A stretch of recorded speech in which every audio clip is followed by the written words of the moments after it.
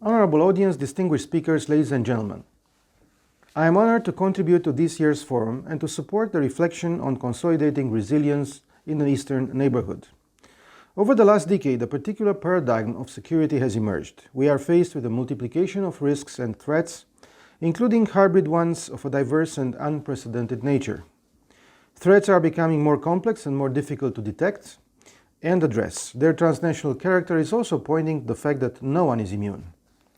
Thus, multilateral cooperation in addressing common challenges, the importance of a rules-based international order, and the need to build up our strategic resilience are now crucial in ensuring that our societies can cope with the challenges we face. Resilience is about ensuring much-needed continuity, successfully managing pressure, or responding to shocks. It implies a whole-of-government approach. It means building and strengthening the resilience of our societies, economies, democratic institutions, of our partnerships, and of our multilateral systems. While working on enhancing our own resilience, we should not lose sight of the fact that our security, understood in a wider sense, regarding not only geopolitical tensions and military threats, but also the economic, social, and environmental dimensions, is intrinsically linked with that of our partners, including from our Eastern Neighbourhood. It is in our own interest to help more vulnerable societies become more resilient in coping with security threats, but also with the consequences of all types of emergencies or crises. That is why Romania strongly supports cooperation between the EU and NATO to enhance resilience to hybrid threats, ranging from disinformation to cyber attacks, as it covers both the area of their membership and that of their neighbors. This approach should also be rightfully reflected in the new strategic concept of the alliance. NATO's partnership policy is a long-standing one, the alliance having strong ties and providing key assistance to its partners from the eastern and the southern neighborhoods and from the Western Balkans.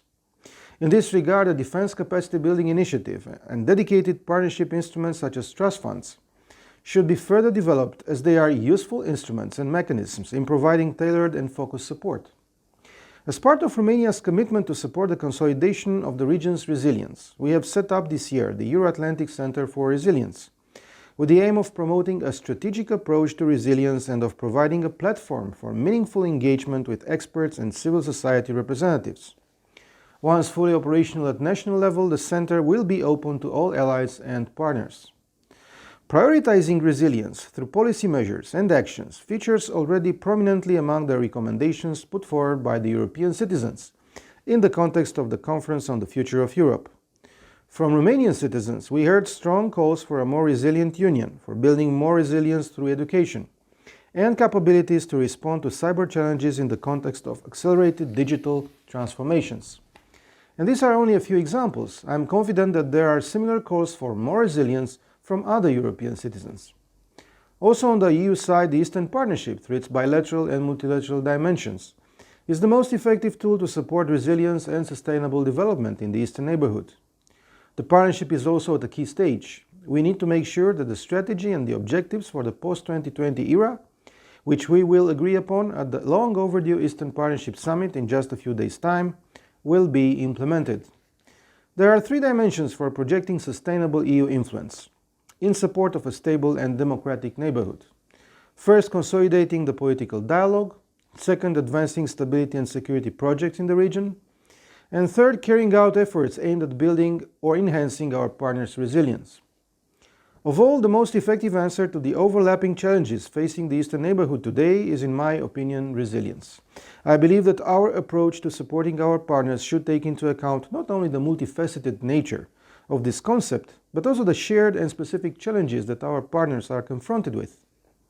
There is no one-size-fits-all, as both challenges and their sources may vary. Belarus suffers from chronic democratic deficit. In the Southern Caucasus, cooperation should be the key word, not only in support of development and resilience, but also with a view to finding long-standing solutions. Ukraine is facing reform challenges, including the active conflict in the east. The Republic of Moldova is now a unique opportunity to accelerate its modernization, its European path, as well as the consolidation of its democratic system, but continues to face hybrid challenges, such as the recent energy crisis. The EU cannot afford to step back from its strategic commitment towards the Eastern partners. On the contrary, the EU should do more and not less to engage with these partners and support the democratic transformation of the region and their European integration aspirations and efforts. I therefore see 4 strategic priorities for the Eastern Partnership in view of the summit that will take place on December 15 and beyond. These findings also resulted during the diplomatic tour to the South Caucasus countries, which I undertook in June this year together with my counterparts from Austria and Lithuania, as mandated by the High Representative Borrell. First, we should focus on strengthening and making the Eastern Partnership more ambitious. This is even more relevant in the current context, as a speedy recovery from the COVID pandemic and the strengthening of our resilience in facing all challenges will not be possible unless both the EU and its partners implement difficult reforms.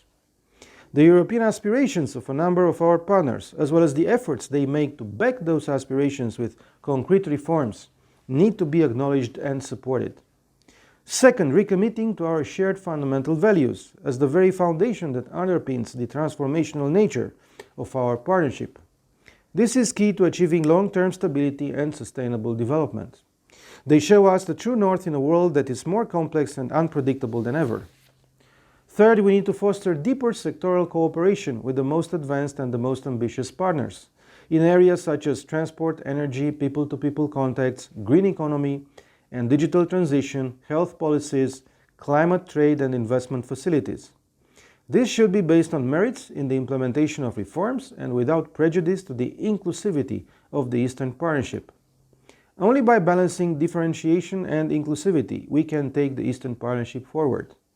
We need to keep every partner engaged, but without curbing the motivation of individual partners to expand the cooperation in areas of specific interest.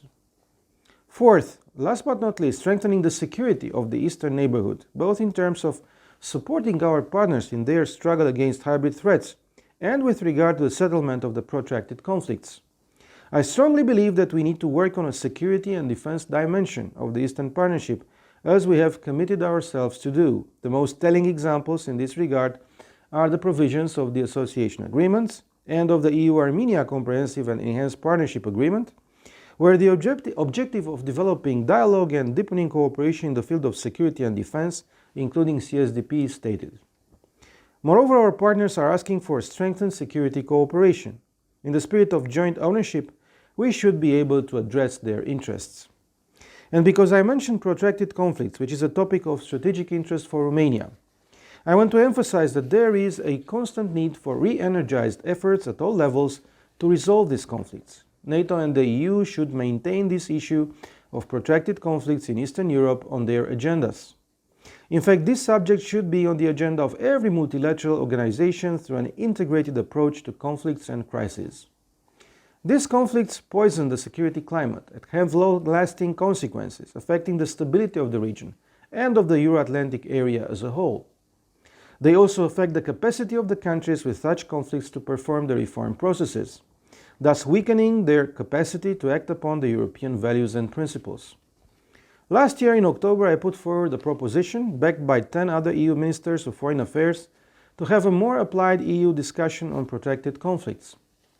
These conflicts affect so many countries in the Black Sea region and have been hindering their development and European perspectives for so many years, affecting the development of their societies. This proposal was accepted and discussed at the Gymnich informal meeting of the EU Ministers of Foreign Affairs in Lisbon on the 27th of May.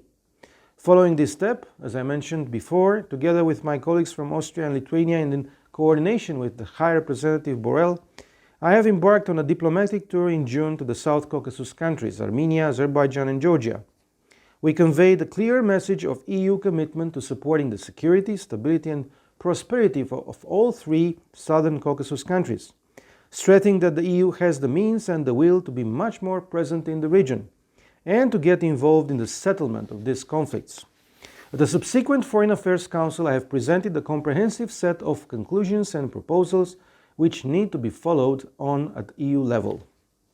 Ladies and gentlemen, we should spare no effort to break the cycle of conflicts, instability and competing interests that harm the peoples of the region. And this is why Romania is firmly committing to supporting combined efforts to strengthen the resilience of our Eastern partners.